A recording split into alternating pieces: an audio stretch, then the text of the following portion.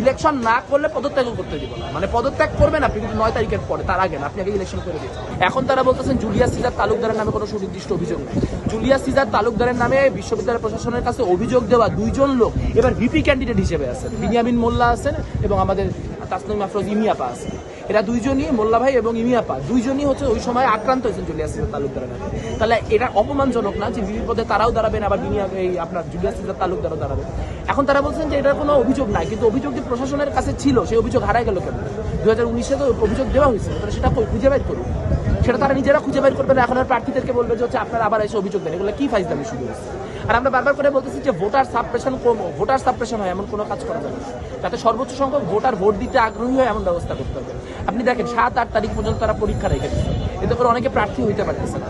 যারা প্রার্থী হইতেছে তারাও চিন্তা করতেছে তারা কি প্রার্থিতা করবে নাকি তারা তাদের পড়ালেখাটা ঠিক মতো করবে। একই সঙ্গে আমরা যে বিভিন্ন জায়গায় আমাদের ক্যান্ডিডেটরা আমাদের ম্যানিফেস্টো নিয়ে যাব, সেখানে যাই কথাবার্তা বলবো, সেটা তো একজন যে শিক্ষার্থী তার 10টা মিনিট হাতে সময় থাকতে হবে, যাতে করে আমরা তার সাথে বুঝাই কথাগুলো বলতে পারি। সেই সময়টা সে কিভাবে অ্যাফোর্ড করবে যদি তার তো পরে 2 দিন বাদে পরীক্ষা থাকে? আমরা বারবার করে বলতেছি যে আপনার ভোটার কার্ডের কথা এভাবে করে হল কার্ড দিয়ে ভোট দিতে হবে, হল কার্ড না থাকলে ভোট দেওয়া যাবে না।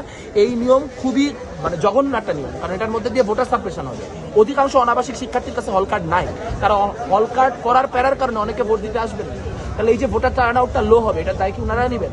তারা 19টা থেকে ভোটার কেন্দ্র 8টায় পরিণত করছেন এবং সেটাও 6টা ছিল বাকশাসের দাবির প্রেক্ষাপটে 6 থেকে 8 করা হয়েছে। এবং তারপর আমরা দেখতে পাচ্ছি টিএসসিতে যত মানুষকে ভোট দেওয়ার জন্য তারা রাখছেন, তাদেরকে আসলে ভোট দিয়ে তারা একজনকে 4-5 ঘন্টা লাইনে দাঁড়ায় থাকতে হবে। সেই ক্ষেত্রে তো মানুষ ভোট দিতে আসবে না, বা ভোট দিতে এসে লাইনে দাঁড়ায় চলে যায়। ঢাকা বিশ্ববিদ্যালয় ক্লাবের সম্ভবত তারা হচ্ছে ফেলছেন, ভোটার কেন্দ্র ফেলছেন, যেটা ওই নিউ মার্কেটের ওই পাশের হলগুলা থেকে আসতে হবে। তো আশেপাশে অনেকগুলো একাডেমিক ভবন ছিল, চাইলে সেসব জায়গায় করা যেত। আবাসিক হলগুলি থেকে যত ডিস্টেন্সে ভোটার কেন্দ্রগুলো করা হয়েছে, এটাও তো ভোট দেওয়া না দেওয়ার ক্ষেত্রে একটা ইনসেন্টিভ হিসেবে কাজ করবে। অনেকে ভোট দিতে আসতে যাবে না। তো আমরা তো তাদের দিক থেকে কোনো সুস্থতা দেখতে পাচ্ছি না, আমরা তাদের দিক থেকে কোনো দায়িত্বশীলতা দেখতে পাচ্ছি।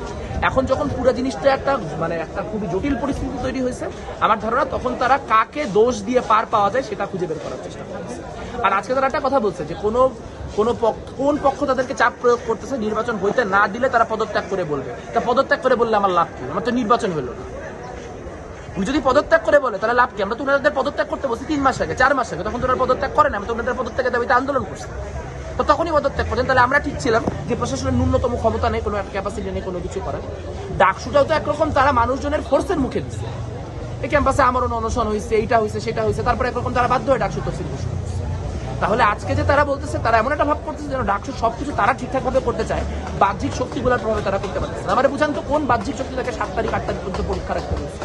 কাজে এইটা দেশ দায় চাপানোর একটা চেষ্টা তারা করতেছে। দায় চাপানো যাবে না, ইলেকশন করতে হবে, এই সময়ের মধ্যে করতে হবে এবং সব দাবি দাওয়া মাইনে নিয়ে করতে হবে। ইলেকশন না করলে পদত্যাগ করতে দিব না, মানে পদত্যাগ করবেন আপনি কিন্তু 9 তারিখের পরে, তার আগে না, আপনি আগে ইলেকশন করে দিচ্ছেন।